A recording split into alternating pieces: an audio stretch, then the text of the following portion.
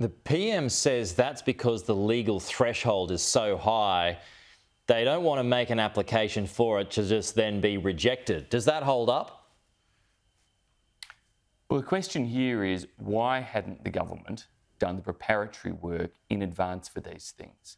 Why did it take so long for it to bring forward the legislative response to the High Court? The opposition was calling for it pretty much from the day of the High Court judgment, and the government, with its resources, should have had it ready to go. And then when it comes to the individual cases, why hadn't it done the preparatory work to be ready to file those cases, rather than saying it's going to take weeks, months or otherwise? But we have seen some of these individuals re-offend since they were released.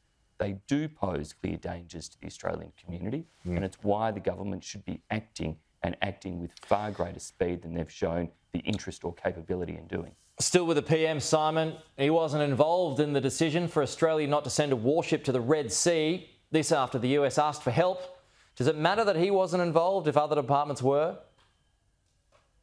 Well, this is another truly remarkable revelation through the Senate estimates process yesterday. You think about it, our closest ally, the United States, makes a request for Australia to play a role in the response to the Houthi rebels' assaults in the Red Sea, where some 12% of world trade flows through that critically important shipping channel. And the decision is left entirely in the hands of the Defence Minister. The Prime Minister doesn't seem to play any role in the decision. He doesn't call a National Security Committee meeting of the Cabinet. This is not proper process, and particularly not when you think about the way in which the government responded, which was woefully inadequate. Many national security experts and commentators have called this out as being one of the weakest responses by Australia to a request from the US.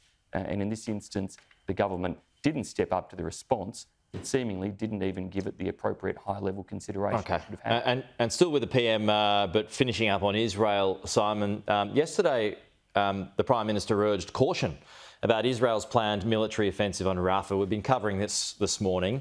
But he's not alone on that call. Do you share his view?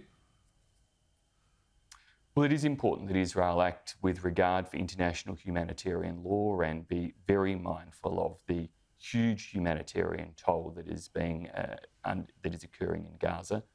Obviously, there is massive displacement of individuals. Now, we still wish very clearly to support Israel, to see Hamas disabled, and believe that the best pathway to ceasefire would be for Hamas to release the remaining hostages and the rescue of 2 hostages in the last day or so. Do you support the invasion, though, on Rafah, if that's what it takes, a military operation? Well, it's not a matter of whether I can sit here and say I support this action or that action. Israel needs to act with regard to international humanitarian law. They need to act with appropriate caution in terms of how they handle displaced people and ensure humanitarian support is there for them.